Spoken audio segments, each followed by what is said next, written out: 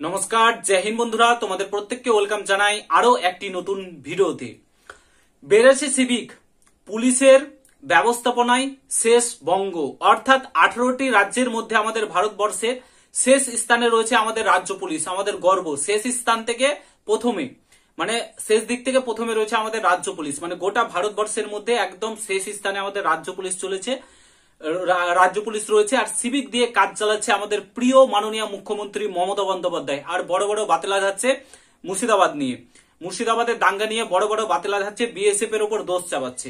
আজকে পুলিশ কেন মুর্শিদাবাদ সামাল দিতে পারলো না তার একটা নমুনা তোমাদেরকে দেখাবো। আর এই সিভিকদের দিন ফুরিয়ে এসছে, সিভিকদের দিন শেষ। সিভিকদের চাকরি এবার খতিয়ে দেখা হবে, তদন্ত হতে চলেছে। সিভিকদের চাকরির উপর তদন্ত হবে, কারা যোগ্য কারা অযোগ্য, এবার বাছাই প্রক্রিয়া শুরু হবে। সিভিকের চাকরির দিন ঘনিয়ে এসছে। পুরো প্রতিবেদনটা দেখো, পুরো ভিডিওটা দেখো। চ্যানেলে নতুন হলে অতি অবশ্যই চ্যানেলটাকে সাবস্ক্রাইব করে পাশে থাকা বেল আইকনটিকে প্রেস করে দেবে। যখনই আমি নতুন ভিডিও আপলোড করবো তার নোটিফিকেশন সর্বপ্রথম পেতে অতি অবশ্যই চ্যানেলটাকে সাবস্ক্রাইব করে দেবে। আর তোমরা যারা যারা এখনো আমাকে ইনস্টাগ্রামে ফলো করেনি অবশ্যই ফলো করতে পারো। অনেক কথা শেয়ার করার আছে, অনেক কথা তোমাদের সঙ্গে হবে সামনাসামনি। তো ভিডিও ডেসক্রিপশন বক্সে লিঙ্ক দেওয়া রয়েছে, সেখানে ক্লিক করে এখন ইনস্টাগ্রামে জয়েন করে যাও আমার সঙ্গে কথা বলার জন্য। অবশ্যই ফলো করতে পারো। তো আনন্দবাজার পত্রিকায় একটি আর্টিকেল প্রকাশিত হয়েছে, ঠিক আছে। সার্ভে করে জানা গেছে গোটা ভারতবর্ষের মধ্যে আমাদের রাজ্যের পুলিশ সবচাইতে শেষ স্থানে রয়েছে, একদম শেষের দিকে রয়েছে, শেষ স্থানে রয়েছে সমস্ত দিক থেকে। আইন শৃঙ্খলা রক্ষা হবে কি করে, মুর্শিদাবাদের দাঙ্গা মিটবে কি করে, পুলিশ দিয়ে মেটাবে কি করে, কারণ রাজ্যে তো পুলিশই নেই। 41%, 100%-এর মধ্যে 41% শূন্যপদ রাজ্য পুলিশে ফাঁকা পড়ে রয়েছে, যেগুলো মমতা ব্যানার্জি নিয়োগ করছেন। ওবিসি কেসের নাম দিয়ে সমস্ত কিছু আটকে রয়েছে। 41% শূন্যপদ ফাঁকা পড়ে রয়েছে 100%-এর, প্রায় হাফের কাছাকাছি। এরকম শূন্যপদ কোন রাজ্যে নেই, শুধুমাত্র ওয়েস্ট বেঙ্গল ছাড়া। সমস্ত কিছু বলছি, তোমাদেরকে আর্টিকেলটাও দেখাচ্ছি, অন স্ক্রিন তোমরা আর্টিকেলটি দেখতে পাচ্ছ। চলো তোমাদেরকে পড়ে শুনিয়ে দিই। বেড়েছে সিভিক, পুলিশ ব্যবস্থায় শেষ স্থানে বঙ্গ।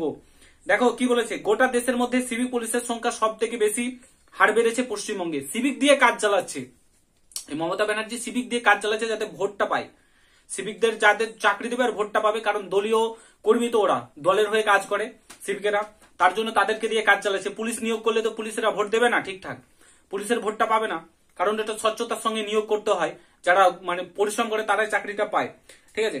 কিন্তু রাজ্য পুলিশের বাহিনীতে কনস্টেবল পদে পায় 41% পদ খালি পড়ে রয়েছে। 41%, তোমরা ভাবতে পারছো 41%, 100%-এর মধ্যে 41% পায়, হাফের কাছাকাছি পশ্চিমবঙ্গে ফাঁকা পড়ে রয়েছে। এই জন্য আজকে মুর্শিদাবাদের এই একটা ডিস্ট্রিক্টের দাঙ্গা পুলিশ দিয়ে সামলানো গেল না।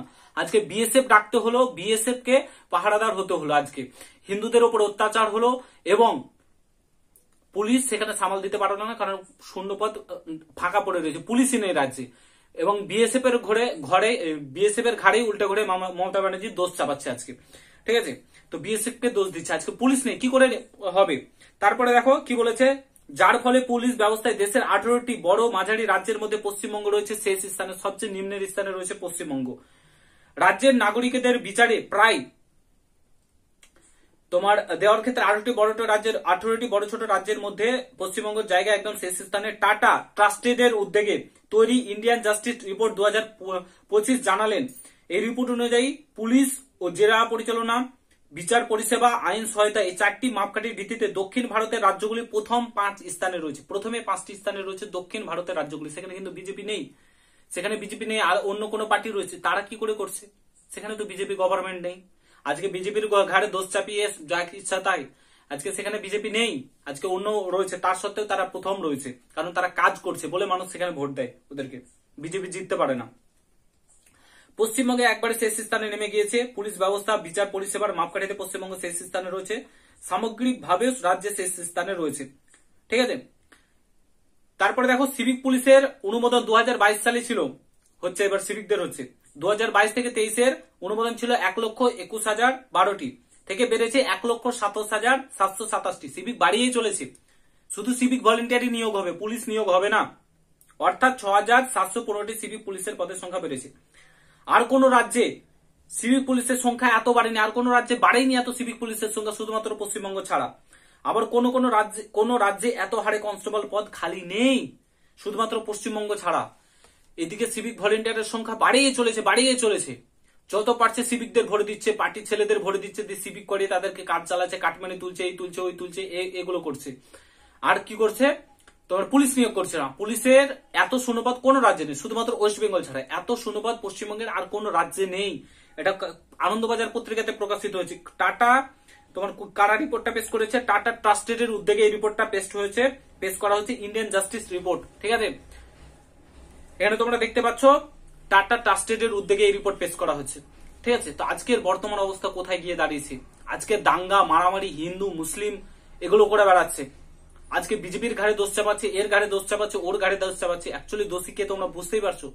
আজকের বর্তমান অবস্থা কোথায় গিয়ে দাঁড়িয়েছে পশ্চিমবঙ্গের? আজকে পুলিশ নেই, আইন শৃঙ্খলার আরো বেহাল অবস্থা হতে চলেছে পশ্চিমবঙ্গের, আরো বেহাল অবস্থা হতে চলেছে। এই সিভিক দিয়ে কোনো কাজ হবে না। সিভিক ভলেন্টিয়ারি সার্ভিস, সিভিকদের কোনো ছোটখাটো কাজ করলে ট্রাফিক সিগন্যাল এগুলো সামলানো ঠিক আছে, মানলাম, ভালো উদ্যোগ, কিন্তু তাদেরকে দিয়ে পুলিশের কাজ করালে কোনোদিন হয়? কারণ তাদের প্রপার ট্রেনিং নেই, তাদেরকে কোনো প্রপার ট্রেনিং দেওয়া হয়নি, আর তাদের যে পরিমাণ বেতন পায় সেই পরিমাণে তাদের সংসার চলে না। ঠিক আছে, তো আজকে কঠিন থেকে কঠিনতম হয়ে গেছে আমাদের পশ্চিমবঙ্গের অবস্থা, আজকে বেহাল অবস্থা। 2026-এর ইলেকশন, একবার যদি 26-এর ইলেকশন, আমি বলছি বিজেপি কে ভোট দিতে হবে না, টিএমসি কে ভোট দিতে হবে না, তোমরা সিপিএম কংগ্রেস বিজেপি তিনটের মধ্যে ভোট দাও, এই দলকে কোনো মতেই ভোট দিও না, নাহলে আবার এই সেম অবস্থা হবে আর রাজ্যের বেহাল অবস্থা হবে।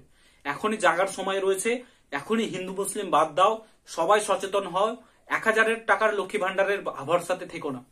আশা করি বুঝতে পেরেছো, তোমরা সচেতন মানুষ। আজকে দিল্লিতে কি অবস্থা হয়েছে কেজরিওয়ালে দেখেছো? দিল্লির মানুষ সচেতন, দিল্লিতে কেজরিওয়াল দুর্নীতি করছিল, তার জন্য তাকে সরিয়ে দিয়েছে।